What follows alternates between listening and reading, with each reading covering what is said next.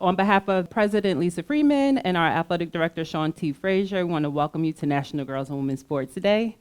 My name is Courtney Vincent. I'm the Executive Associate Athletic Director and also Senior Women Administrator here at NIU. I want to first thank Old National Bank for sponsoring this event, but also I want to make sure that we shout out our Victor E threads in the combo, the shirts we're wearing. You can buy them there. Also, you can buy other Husky gear in addition to being able to donate to the Women's Excellence Fund, which helps promote our women's sports. With that said, I want to go into our questions, but I'm going to ask the panelists to please introduce yourself before I ask the question or before you answer your questions. First question, what lesson or lessons did you learn during your time here at NIU as student athletes that you still carry with you to this day? You can go ahead and start, Cindy. Okay, so Cindy Tucker. Woohoo! So I was a gymnast at NIU many years ago, came in the late 80s into the early 90s. Lessons that I carry today from being a student athlete, I think is a couple that I've really found to help me in my career. First tip is being humble. I think coming into a student athlete, you come in and you typically are recruited because you're at the top of your game, and then you come to college and you typically are at the bottom of the pile. And you have to recognize and be humble and work hard to get yourself up to be either a starting lineup or to be back onto considered kind of a starter. I think perseverance. In my career, I'm a physical therapist and have moved on into administration, is just continue to work hard. I think always being coachable in my career. I think that I came out of my career as a physical therapist, worked really hard, but continued to want to learn and to seek feedback of how can I be a better leader? How can I be a better resource coordinator? How can I move to be a director? How can I be a better clinician, a better coworker? And I think always seeking feedback. And we're used to being coached. And so if you're coachable, you can continue to with that mindset to be successful in the future. Perfect. That's good. Kristen, you have anything to add to that? Yeah, so hello everyone. My name is Kristen Brown, currently the Deputy Athletics Director at the University of Nebraska. I would say the biggest lesson for me was just learning how to navigate disappointment. My college career didn't go the way that I wanted to in terms of success on the court, but then also personally had to navigate a lot of injuries, ended up having to retire early because of that. And I think as an adult, so many times we go through different challenges, and it's not just about what you have to go through, but then how you respond to it. But I think having to navigate so many challenges and adversity when I was a student athlete helped prepare me for that later on in life. Hi everyone, my name's Kristen Hoffman. I played volleyball here at NIU, and I think to piggyback off of our favorite slogan here, the hard way, is something that I carry with me in my work today. I'm an attorney at the law firm Hinshaw and Culbertson in Chicago, and I think that is a good mindset to help myself remember that things are going to be tough, we're going to run into challenges, and to remember the lessons that I learned here through volleyball, and then also particularly learning how to communicate and get along with a variety of people. I think that really helps me today, just my skill as being a team member and how to carry that into the workplace is something that I cultivated here at NIU. Perfect. Thank you for that. The next question has to do with girls just in the sharp decline in participation. We've noticed that there's a sharp decline in girls' participation in sport around 13, 14 years old. So what would you say to a young girl for them to continue to aspire to be an athlete or to be an athlete in general at that age where they can have the opportunity to go to college? They may look today, we have professional leagues that we didn't have years ago. So how would you encourage young girls on that one? You can start with your Kristen. Right, I will take that one. I think certainly there's the physical and mental health benefits of competing in sport. Even now, if I don't start my day with a workout, I'm probably not in the greatest of moods during the day, so there's certainly those benefits to it. The discipline and the focus that you learn and you develop as a student athlete certainly carry that into what I do now in my everyday job. Then I would just say the relationships. That has been the biggest thing for me in 40 plus years of playing sports. The relationships that I had as a youth, certainly here at my time at NIU, And then in my career, all of those have happened because of sport. And so the relationship that you built, we've stood in each other's weddings, we've seen each other through deaths of parents. Those relationships are what it's about at the end of the day, and certainly a reason why I would encourage young girls to continue in sport. Kristen, you have anything to add to that? Yeah, I would just add that it should be fun, right? That's why we play sports. That's why we watch sports. That's why we are on these teams to make those relationships, those friendships that will carry you forward beyond middle school and high school. And I also think one of the biggest things is finding your voice, right? Finding confidence and using sport to get out there and do it, right? Be loud, be aggressive, and celebrate and support those around you doing the same thing. Awesome. Cindy, anything to add to that one? Just the only thing to add is I think it's just also another way to recognize that's a pathway to continue on your journey. And so you can utilize sports to get to the next level of college athletics and then can continue on that way. So it's just another avenue to kind of continue on. Perfect. I appreciate that. So thinking about skills, some skills that you all learned while you were athletes at NIU that you still utilize today. Kind of like from the first question, I think, definitely perseverance, hard work, humility, integrity, being a good teammate. I think those are definitely skills that carry on because we're all part of a team, whether you're your work team or your athletic team. I think they can carry over. I would just add, so I was a point guard, and as a point guard, you're supposed to be kind of a reflection of the coach on the court, right? And so in order to do that, you have to have an understanding of everybody's role on the court and how those things are working together. And so in my seat that I sit in now as a leader in my department, I have to have a good understanding of our leader and our athletic director and what he wants and being able to carry that out throughout the department, but then also making sure that all of our sports and all of our departments are all working together for our student athletes and making sure that we're moving our department forward. I totally agree with everything you guys have said. I would just add a few, one being time management, which I think has really helped me in my career for being efficient and knowing what needs to get done. And then the other thing is problem solving, which we all encounter and deal with as athletes, and trying to find ways to be creative and make things happen for our teams. Thank you for that. Cindy, this one is for you. How has the perception of women in sport evolved since you were a student athlete, and what changes would you like to see for the future? When I was first a student athlete, I think, it was, first off, a little history. I'm born and raised in Canada, and so the idea of college athletics wasn't actually a thing that involved in Canada. And so I was recruited down to the U.S. for athletics, and it was actually very eye-opening that that was even a possibility. I was fully ready to essentially be done with my sport. And the fact that I was given an opportunity to continue on with my sport that I truly loved was just amazing. And so just the awareness of that, I guess we didn't have a lot of role models as athletes and female athletes when I was younger. There was no professional sports leagues. Typically, in the gymnastics world, the best you could do was ice capades. And They probably don't know what ice capades are. Oh, probably not either. Yeah. So, just really not having that kind of long-term post-college kind of awareness of what opportunities are.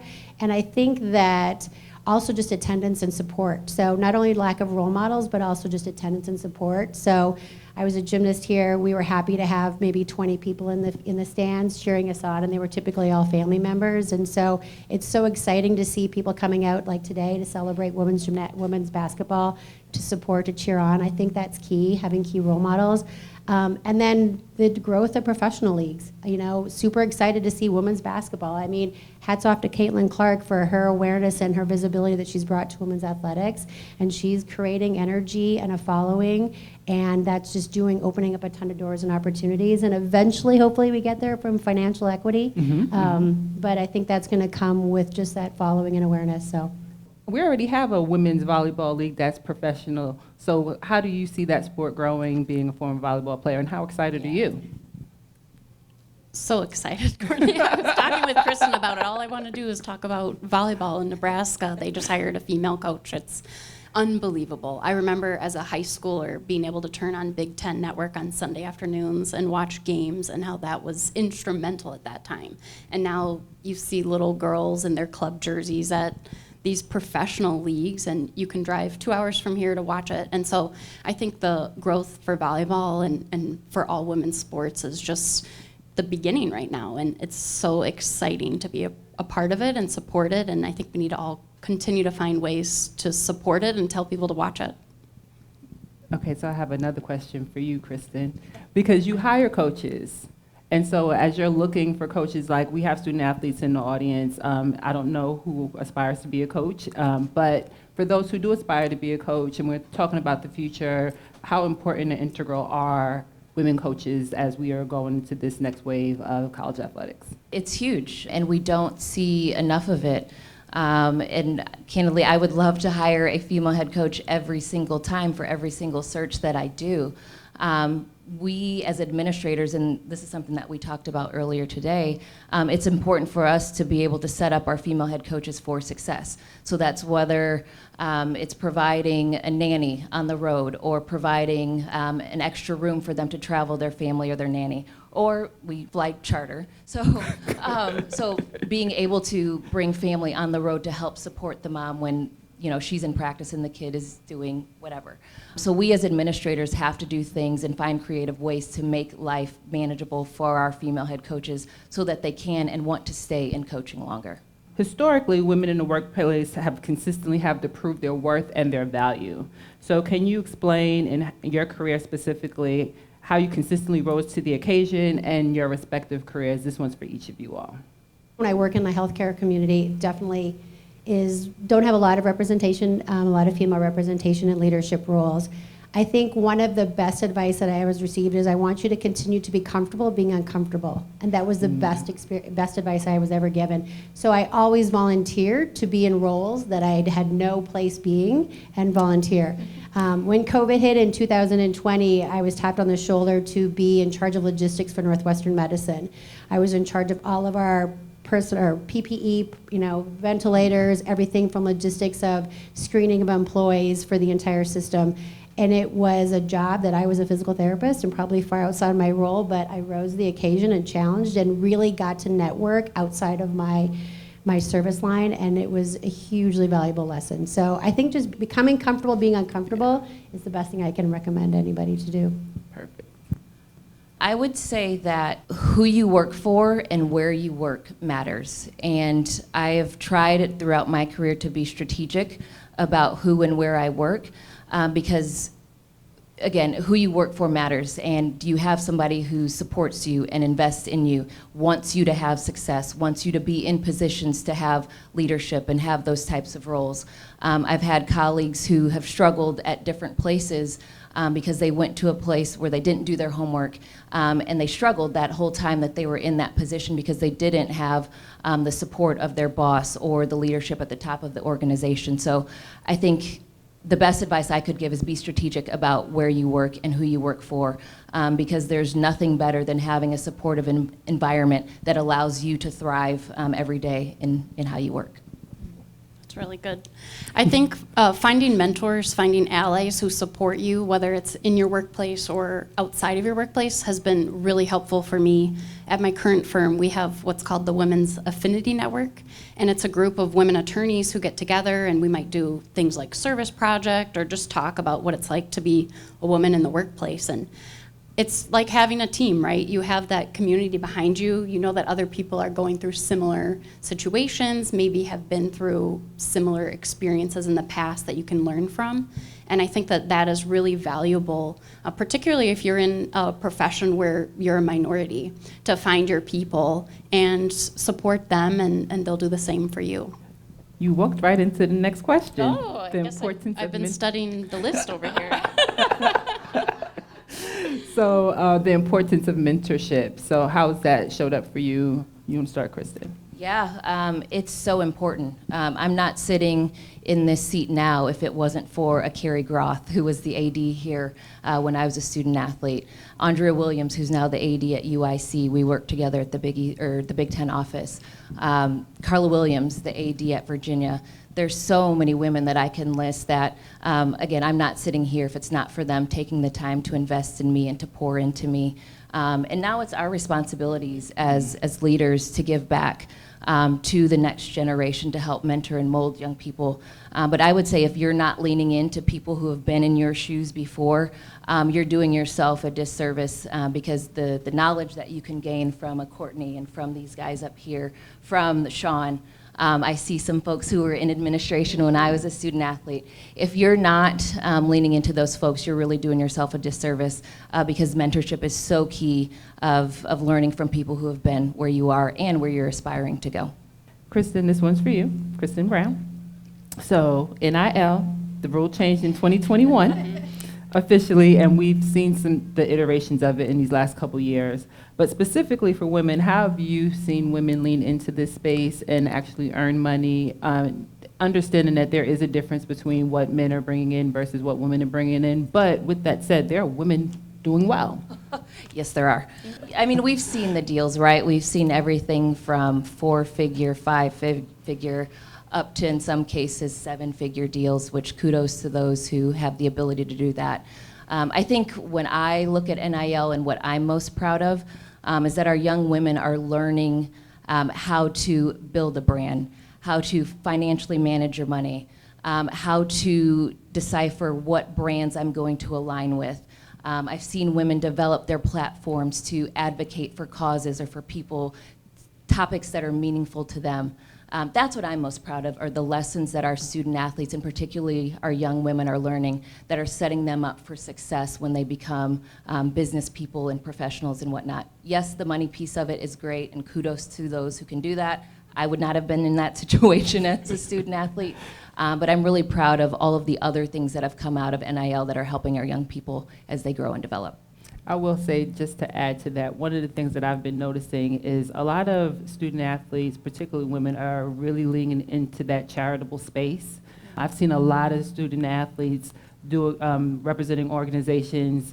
One, I can't remember her name, so I'm not going to try there, but her brother is autistic, and so she's really doing a lot with Autism Speaks. So just watching these young women actually lean into the causes that really mean a lot to them has been really inspiring for me, and as they make money playing sports in college.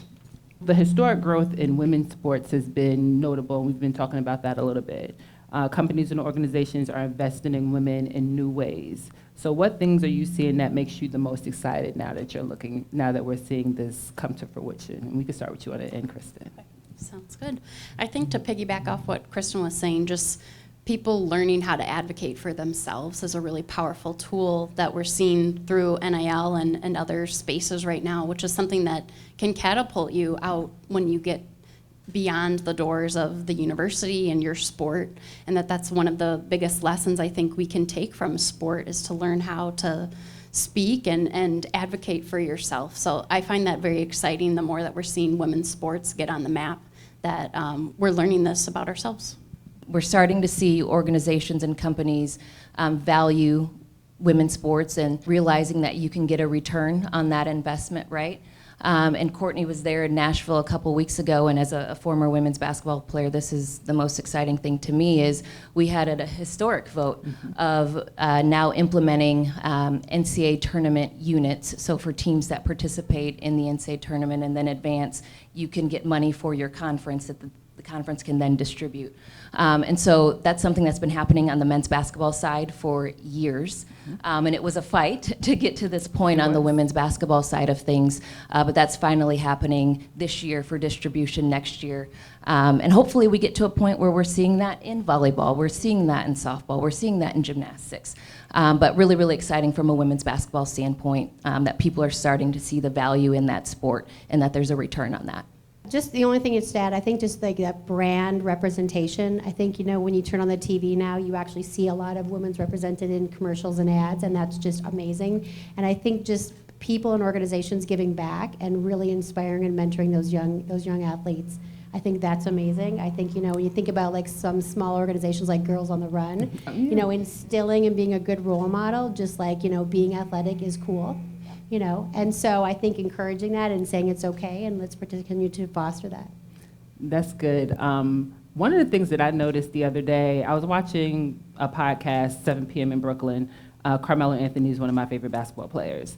And Monica McNutt is on there. She was talking about, she played basketball for Georgetown, and she was talking about when she finished her career, she was trying to determine what she wanted to do. And in men's basketball, they have the opportunity to go overseas. They have the opportunity to play in the NBA. They have the opportunity to play in the G League. But now in women's basketball, we're seeing them being able to play in the WNBA. We have this new thing now called Unrivaled. I'm not sure if anybody watched it, but it is actually very entertaining. The product is really good. I've just seen something pop up that there's going to be another mini league that's going to come out in the United States for women's basketball, along with the opportunities overseas. So to be able to watch, to be able to see women after they finish their college careers have the opportunity to stay in the States and make money, and particularly in that Unrivaled league, they own their own equity in the league. They invested in their own league in order for them to be able to take these opportunities to play 3-on-3 black basketball. So I'm not sure if anybody enjoys watching basketball. Even if you think you don't enjoy it, watch this particular game. I promise you it's fun. What impact do you think, in terms of the increasing representation in leadership roles, can have for future opportunities for young girls and women in the workplace? Carrie Groth was the AD here when I was a student athlete, and I was naive for a lot of things in college, but I very naively thought that that was just what it was in college athletics, that everybody had a female athletic director. And then when I actually got into college athletics, I realized she was literally one of 3, I think, female athletic directors at the FBS level at that point in time, certainly less than 10. So I, again, naively thought that I could be anything because I had a female athletic director. I never doubted that I could get to a level of leadership because I always saw that modeled in Carrie, and then I've had other athletic directors, whether that's athletic directors of color, women, et cetera, all throughout my career. But it's so true that if you can see it, then you believe that you can do that. And thankfully, I had that example from a very young age that helped me believe that I could do it.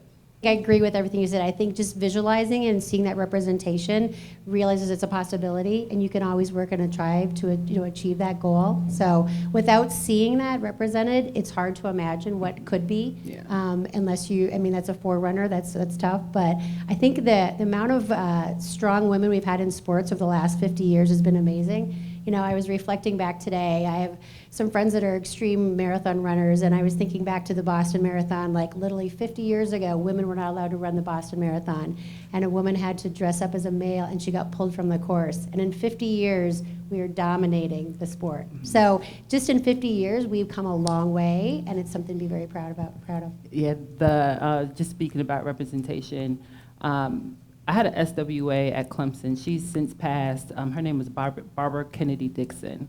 It was the first time I seen a black SWA in this business, and at Clemson University at that. She stayed at Clemson her entire career. She may still be the leading rebounder in the ACC. But I remember her pulling me aside like, okay, so what do you want to do after this?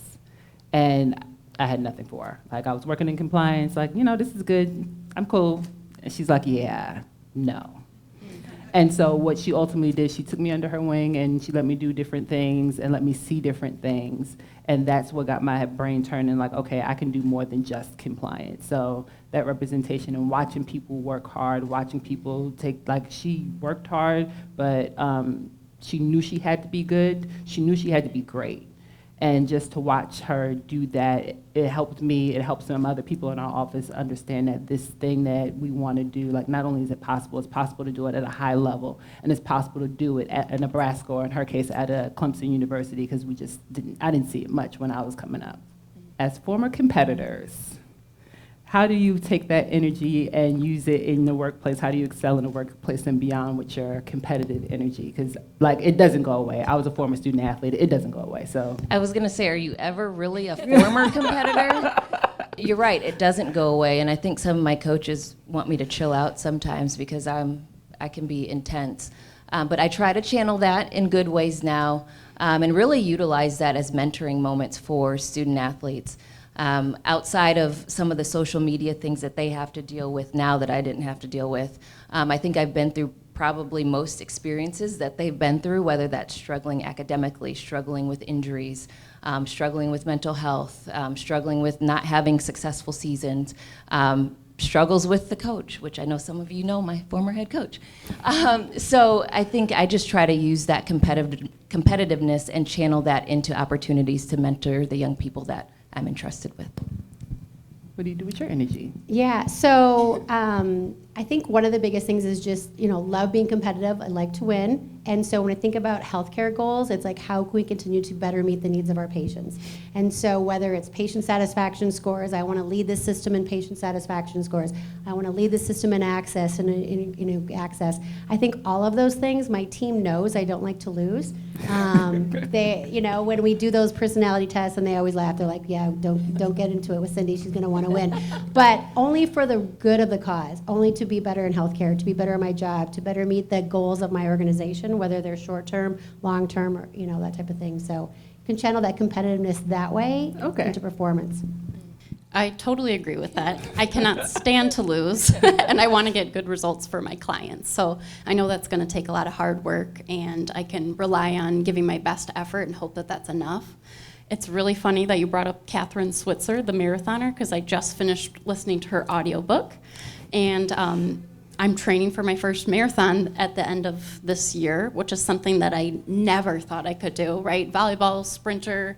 I had this mindset of, I can never be a long distance runner. And so I think that competitive nature and leaning into that is really fueling my desire to stick to something, try something new, and go for it. So I think that it's in all aspects, like Kristen said too. Starting your day and making sure you get a workout in, it makes everything better. I agree with that. Good luck on that marathon. Yeah, I'm gonna need it. Okay. Okay, so for future generations of women, how do we continue to break the barrier for girls and women in sport? I think doing what we're doing today starts. Okay. I think representing, having a voice, using our spotlight to speak about women athletics and supporting women athletics. Giving back, I think, is key, being a mentor, and just using our position when we're a little bit later in life to continue to drive the message forward. Okay. I'd echo that, and then just also add, you can't break barriers if you don't have access to opportunities to do that, right? And so for me, thankfully I'm in a position to help provide those opportunities. I just sat in some conference meetings yesterday, and we were talking about television opportunities, and this was specific to volleyball, in the Big Ten, and the number of television opportunities within the Big Ten and the partnerships that the Big Ten had is as many as the SEC, ACC, Big 12, and Big East combined. So let's continue to put women in opportunities for television, whether that's on linear networks, live streams, to help continue to break those barriers. I would say just continue to find ways to be involved, whether that's coaching, if you have a day job, watching sports. Sometimes I'll just put a game on and put it on mute just so I get the view. So we appreciate those eyeballs. Just find ways to cherish the sport and share your stories and how it's impacted your life. What advice would you give young girls and women that participate in sport now as you're moving through your career? Like, how would you guide them, seeing where you all are right now, understanding the challenges, understanding the good parts? How would you lead them and help them get to that place once they graduate and they're in the workplace as well? So I think the transition out of college athletics into the next phase can be challenging. Agreed. I think about the transition from high school to college. We all think that's a monumental step, and it can be for a lot, but that next transition is much larger, much more impactful. You have to grow up. You can't live in the campus world. Wait, some of us do. I think that, continuing to, recognize that you're always an athlete at heart, and your identity, it takes a while to figure out what your new identity is. So, I was a gymnast. When we were done with college gymnastics, there wasn't a next level. There's no rec leagues to do gymnastics. Mm-hmm. So I struggled with, what am I going to do with competitive spirit? I'm like, I can teach aerobics. I can run. I'm like, I can't run. It looks like I'm running to vault, and I can't do that for 26 miles. But keep digging, keep pushing, and just how to take that competitive spirit and to drive into your next goals. So just, I think the challenge, continue to push yourself. I would just say enjoy it. I mean, it's sport. It's supposed to be fun. I think sometimes we take ourselves and take our sport a little too seriously. And that's the person who made a career out of sport, right? But just enjoy it. It's supposed to be some of the best times of your lives, working alongside of some of the best people that you'll meet in your entire life. And it can open doors that open doors for the rest of your life. So just enjoy the journey, enjoy the path. Don't get too caught up in everybody else and their path and what they're doing. Your path is your path, and just enjoy the path and enjoy the moment. That's so good. Yes, just have fun. It goes way too fast. I know it doesn't feel like that in the moment, but it really does. So savor it all, take it all in, and really focus on those friendships and maintain those when you leave here. One of the things for me was my career. I had a hard career. Like my athlete career, if you ever ask me about it privately, I'll tell you what happened, but it was a lot. So for me, it was learning how to adjust. To your point, when you got out of college, I had a hard time adjusting. And because I was fairly spoiled as a child, it was just difficult to navigate, like, what do you mean no? And I can't. And why are you not giving me this opportunity again? My name is Courtney. Have you not met me? And so that part of it was difficult for me. But once you understand that, look, you can have, you may have this idea of what you want life to look like or what you want this thing to look like. It's going to change. It's going to be not straight. It will be zigzags. You will have to detour. It does not mean that you're failing. It just means that you are taking a different path, and that's okay. Can you tell us your favorite moment as a Husky? We probably can't repeat some of them.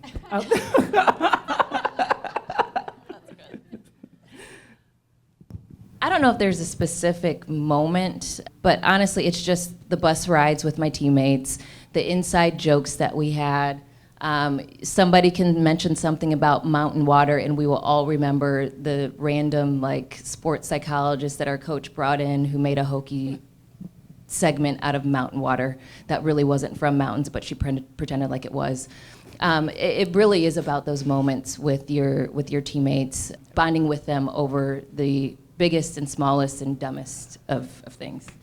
My favorite memory is my senior year. We made the NCAA tournament, and so we were at our athletic director's house, Jeff Confer, all sitting around. Our parents came, friends, and all of a sudden we saw Northern Illinois flash up on the screen, and it is a moment that even right now just fills me with so much joy. We worked so hard for it, and to be there and celebrate together with their families was once in a lifetime. The bus rides, definitely have a vivid memory. I think my proudest moment is that at the peak of our team, when I was here, our team was top 20, and we were lucky enough to participate in what we call the tournament of gymnastics, which is a little bit different.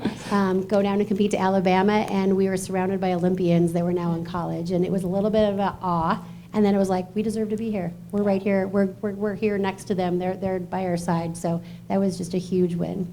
Oh, perfect. Speaking of deserving to be here, these two are Hall of Famers. They are. So I just give it up for them. I feel like the chump on this stage because I'm sitting in between two kind of bad ass women who were super successful. They went to NCAA tournaments. They were ranked in the top 20.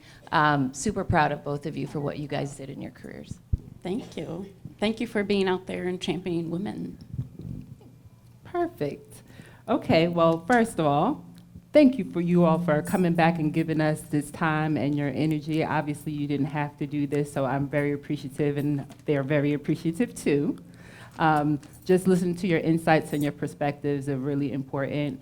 Even I got some things out of this, and technically I'm old now, so there's that. But really, representation matters, and I hope that you all see where you can go. You all are Huskies, and this is something like just being able to take this and bring it into the world and knowing that you can be a lawyer, you can be an athletic administrator, you can be a healthcare provider, and dominate in these industries is really important, so I hope you all took something away from that. To our athletic director, Sean T. Frazier, thank you for what you do and championing us. He always says, I'm going to jack this up a little bit, but you can't stand still. You're either moving forward or backwards. So for us, he continuously pushes us forward, so thank you for that. To our staff, thank you for everything that you all did to make this happen. As we sit here, there is a clinic downstairs with over 80 girls that our other student athletes are running right now. Shout out to Raising Cane's because they did give them party bags. So just the fortitude of our staff and coming together and helping us in this, just truly appreciative in that. And lastly, the Women's Excellence Fund. It's here to celebrate our women's sports.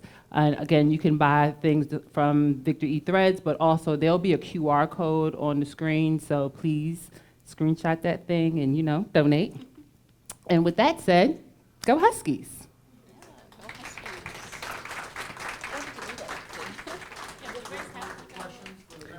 Yeah, questions? My name is Kai Shag, I'm the graduate assistant coach here. And I wanted to ask, for a lot of student athletes that pass through NIU, the dog mentality is, I want to say it's a quote that is very strong here. I want to know, what does that mean to you? And what can that do for encouraging some of the student athletes that we have here in the country? I'll take it. Yeah, I think just having that chip on your shoulder, right? That dog mentality. You might be the underdog, but you can go out there and get after it and get it done and be successful is awesome about being a Husky. Yeah, I would agree. I mean, I think that, not being told you can't do that and saying, no, I can, but just figuring out a way to kind of figure out how to navigate and don't take no for an answer and figure out how to, find a solution. Maybe something that you would tell your younger self. That you share with us. You've kind of done your thing. You're in your excellence phase. But what would you have told yourself sitting in these seats on this journey? Yeah, for me, confidence was the biggest issue for me. Even now, struggle with it to a degree. And so it's, what are you afraid of? Why are you afraid to be yourself? Why are you afraid to speak up? Why are you afraid of this, that? Be confident in who you are. Be confident in the woman you are, the player you are, whatever it is. But just stop being afraid and be unapologetically you. Another thing is just recognizing that we have so many opportunities being a college athlete and taking advantage, and we often think I'm just socialized within our sport, and recognizing there's so much more to campus outside of athletics that we are sometimes not plugged into, and taking advantage of those opportunities, because it's amazing how you can network, and networking just really just kind of continue to lead that professional growth. I would tell myself to continue to get outside my own box, and to what Cindy said, be comfortable with being uncomfortable, because I struggle with that today. I have to remind myself about this all the time, right? We're gonna lose, we're gonna make mistakes. It's a part of life, but how you react and how you move forward, to what Sean's phrase is so key, and I need to tell myself this often today too. So I could have heard it then. Yeah. For me is lean into fear.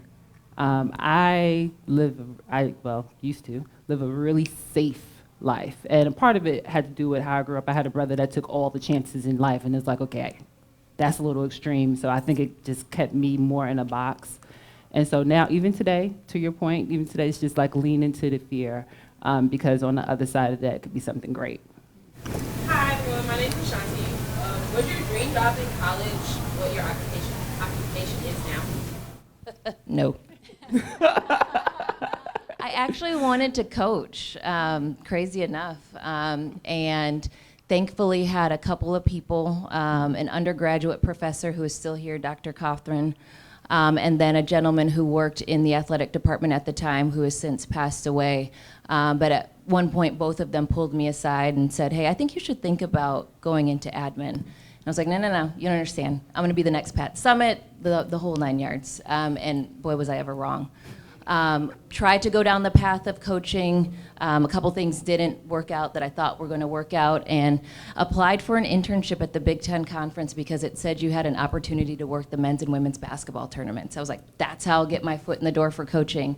And again, boy, was I wrong. Got into the admin side of things and have loved it ever since. But that was a long-winded answer for saying no. I wanted to be a coach and had no idea what this path would take me down.